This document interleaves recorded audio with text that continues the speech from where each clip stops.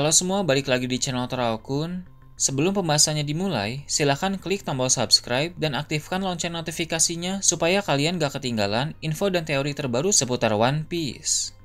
Buat kalian yang mau informasi tambahan soal SBS atau databook, kalian bisa follow Instagram Toraokun. Di sana admin akan memposting soal SBS, databook, dan berbagai teori singkat. Sekarang lanjut ke pembahasan. Bocoran One Piece Chapter 1141 telah muncul di berbagai forum. Dalam video kali ini, channel Toraokun akan menjelaskan berbagai hal menarik pada chapter kali ini. Chapter kali ini berjudul Wanita yang Lebih Tua. Cerita dimulai dengan memperlihatkan Franky dan Ripley. Seperti yang kita tahu, Franky ingin mengeksplorasi pohon Adam karena dia sangat tertarik dengan pohon legendaris itu. Ripley sebagai raksasa Elbaf yang tahu seluk-beluk dari pohon Adam pun menemani dan membantunya. Beberapa waktu yang lalu, Ripley membawa Franky untuk melihat sebuah mural menakjubkan yang menggambarkan kekacauan dunia pertama dan dunia kedua. Dari gambar tersebut, ada berbagai hal penting yang bisa dilihat dan ditafsirkan. Sekarang Franky telah selesai mengamati mural itu sehingga Ripley pun membawanya ke tempat lain. Ripley menunjukkan kepada Franky sebuah cabang besar dari pohon Adam yang harus dipotong oleh para raksasa karena cabang itu terkena serangan petir. Soal serangan petir ini sebenarnya cukup menarik karena cabang tersebut sangat besar sehingga petir yang menyambarnya pun pasti sangat besar juga. Apakah petir yang menyambar cabang itu benar-benar murni dari alam atau justru itu perbuatan seseorang yang memiliki kekuatan yang berkaitan dengan petir? Jika ternyata petir besar itu bukan murni dari alam dan ulah dari seseorang, jelas itu adalah ulah dari seseorang yang mengonsumsi buah iblis Gorogoro no Mi. Jadi pengguna kekuatan Gorogoro no Mi sebelum Enel pernah menyerang Elbaf dan melancarkan serangan petir besar ke sebuah cabang besar di pohon Adam. Dulu juga Enel sempat membuat bola petir yang berukuran sebesar pulau. Jadi tak heran jika pohon Adam yang sebesar itu juga bisa hancur diserang oleh petir besar itu. Berhubung pengguna kekuatan Gorogoro no Mi saat ini adalah Enel, maka sepertinya Enel juga akan terlibat dalam cerita yang akan datang. Jika dia turun ke dunia baru, dia pasti kini jauh lebih kuat dari sebelumnya. Dalam cover story diperlihatkan bahwa setelah kekalahan oleh Luffy di Skypiea dulu, Enel pergi ke bulan menggunakan kapal Maxim. Di sana pun dia menemukan banyak artefak dan penemuan-penemuan aneh lainnya. Tentu semua hal itu ada kaitannya dengan Elbaf, karena artefak yang ditemukan di sana kurang lebih sama seperti yang ada di Skypiea dan juga di Pulau Elbaf. Jadi memang ada hubungan yang menarik antara bulan, Skypiea, dan juga Elbaf. Saat Franky melihat cabang besar yang telah dipotong itu, tentu dia menjadi terkejut. Berhubung cabang tersebut sudah dipotong, maka sepertinya cabang itu bebas untuk diambil. Besar kemungkinan nanti Franky akan mengambil sebagian dari cabang tersebut dengan tujuan untuk memodifikasi kapal Tosan Sunny. Seperti yang kita tahu, bahan dasar yang dipakai untuk membuat kapal itu dulu adalah kayu Adam. Sehingga untuk memodifikasinya pun dibutuhkan kayu Adam juga. Jika memakai kayu lain, tentu tidak akan bagus. Jadi ini adalah kesempatan emas untuk menggunakan kayu Adam yang bebas diambil untuk dipakai mengupgrade kapal Tosan Sunny. Setelah Arc Elbaf selesai, dapat dipastikan kapal Tosan Sunny akan menjadi kapal yang lebih tangguh dan lebih bagus lagi.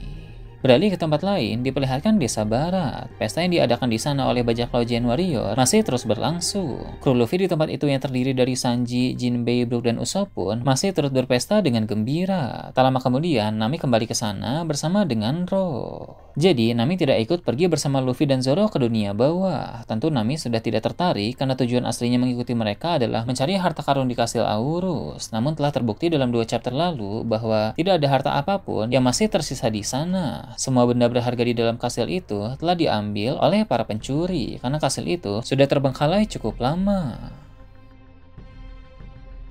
Ketika Nami kembali ke pesta di desa barat, dia bergabung dengan Usopp yang saat ini sudah mabuk. Usopp sangat menikmati pesta bersama dengan para raksasa itu, karena mengunjungi Elbaf adalah impiannya sejak lama. Usopp yang mabuk pun bertanya kepada Jarl sang raksasa legendaris soal hal-hal kecil seperti tipe wanita. Dia penasaran bagaimana tipe wanita yang disukai oleh Jarl. Dengan antusias dan penuh semangat, Jarl menjawab tipe wanitanya adalah yang lebih tua. Ini tentu jawaban yang lucu, karena Jarl sendiri berusia lebih dari 400 tahun. Dia salah satu makhluk hidup dengan usia yang sudah sangat tua di dunia One Piece, sehingga cukup konyol ketika wanita yang dia inginkan adalah wanita yang lebih tua darinya. Sementara Usopp dan yang lain bersenda gurau sambil minum, diperlihatkan Gear sedang merawat 2 raksasa yang terluka dari kastil Aurus. Jadi, Rod membawa mereka ke desa barat Elbaf. Seperti yang kita tahu, mereka berdua terluka akibat diserang oleh Gunko. Melihat keadaan para raksasa itu, cedera mereka tampak tidak parah, sehingga keduanya pun pasti akan segera pulih. Di sana setelah Gear merawat mereka, dia memukul Rod karena dia curiga ada sesuatu yang disembunyikan oleh Rod. Kemudian diperlihatkan Sanji mengikuti Gear yang pergi. Beralih ke tempat lain, ditampilkan dunia bawah Elbaf. Luffy dan Zoro sudah tiba di sana sambil membawa kunci yang bisa membebaskan Loki. Dalam chapter sebelumnya, memang telah diketahui bahwa kunci besar itu sudah berada di tangan mereka, sebab Gaban menyerahkan kunci tersebut secara sukarela usai permainan perebutan kunci yang berlangsung singkat. Dalam permainan itu, Gaban tidak sungguh-sungguh ingin bertarung melawan Luffy. Gaban hanya ingin melihat bentuk transformasi Luffy menjadi wujud putih Nika atau yang biasa disebut sebagai Gear 5, sehingga begitu Gaban melihatnya, dia pun langsung berhenti. Sekarang ini, Luffy dan Zoro berdebat apakah pembebasan Loki memang harus dilakukan atau tidak. Luffy tentu merasa hal itu harus dilakukan karena dia sudah membuat kesepakatan dengan Loki beberapa waktu yang lalu. Jika dia melepaskan sang pangeran itu, maka Loki akan menceritakan semua yang dia ketahui tentang Shanks, termasuk di mana Shanks berada saat ini. Jika sudah menyangkut soal Shanks, Luffy memang akan menjadi sangat tertarik dan akan melakukan apa saja tanpa peduli konsekuensinya. Namun Zoro masih ragu dan berpikir jangan-jangan membebaskan Loki adalah ide yang buruk.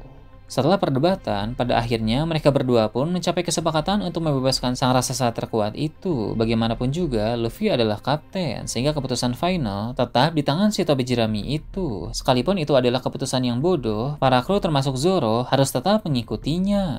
Namun, tiba-tiba ada orang-orang yang jatuh dari atas ke dunia bawah dengan sebuah kapal. Rupanya, mereka adalah para kru Hajirudin yang tergabung dalam bajak laut New Giant Warrior. Alasan kedatangan mereka ke sana dengan terburu-buru tak lain untuk menghentikan Luffy dan Zoro yang ingin melepaskan Loki. Sebab sebagai penduduk Elbaf, mereka tahu bahwa Loki sangat sering menimbulkan masalah pada masa lalu. Tak terhitung banyaknya ulah Loki yang membahayakan para raksasa di sana, sehingga mereka tak ingin orang seperti itu kembali bebas. Menurut para raksasa, terus menahan Loki di dunia bawah merupakan keputusan yang paling tepat, sebab jika dia sampai lepas, maka tak tahu lagi masalah apa yang akan ditimbulkan oleh sang pangeran terkutuk itu. Namun kedatangan mereka rupanya terlambat, karena Loki telah bebas dari belenggu rantai batu laut. Rupanya Loki telah dibebaskan oleh Zoro. Meski tadinya Zoro tidak setuju dengan keputusan Luffy untuk membebaskan Loki, tapi ternyata kini justru Zoro lah yang membebaskan sang pangeran terkutuk itu.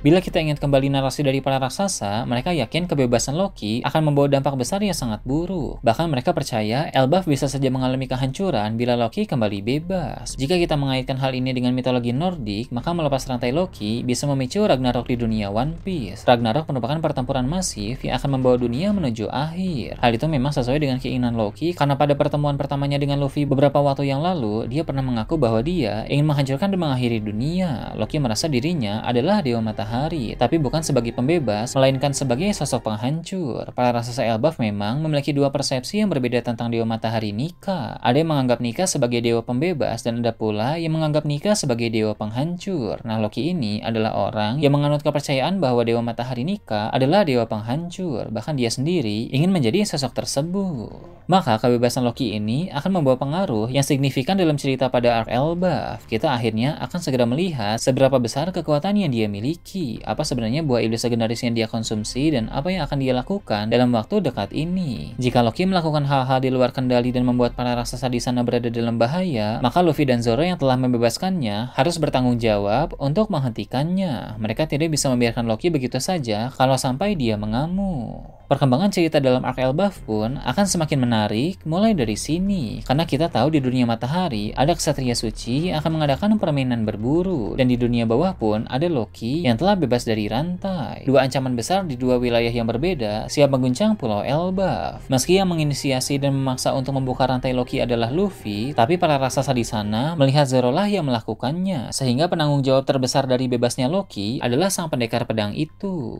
Setelah Loki bebas, tentu Luffy akan langsung menagih janji soal informasi Shanks. Karena itulah kesepakatan mereka berdua. Jika Loki mengingkari janji, maka justru orang pertama yang akan bereaksi adalah Zoro, karena dia tidak akan terima jika Loki membohongi kaptennya. Alasan Zoro ikut Luffy ke dunia bawah itu karena Zoro memang curiga bahwa Luffy akan dibohongi oleh Loki. Jadi di sini meski Zoro yang melepas rantai Loki, sebenarnya dia sedang dalam posisi siap bertaruh. Namun, dilihat dari gerak-gerik Loki, dia sepertinya adalah orang yang akan menepati janji. Ditambah lagi, sekarang Loki lebih dendam kepada para ksatria suci yang menghajarnya beberapa waktu yang lalu, sehingga tidak ada gunanya mengingkari janji kepada Luffy. Setelah janji Loki itu dipenuhi, maka mereka bisa segera pergi mencari para ksatria suci yang mengacau itu. Ksatria suci adalah ancaman sesungguhnya yang harus segera diatasi. Semoga saja Loki berpikir realistis seperti ini. Nah itu tadi berbagai hal menarik pada chapter 1141.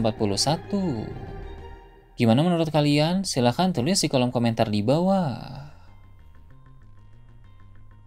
Oke, segitu aja untuk pembahasan kali ini. Jangan lupa like, share, dan subscribe untuk video menarik selanjutnya. Gue Tora Okun, Shambles.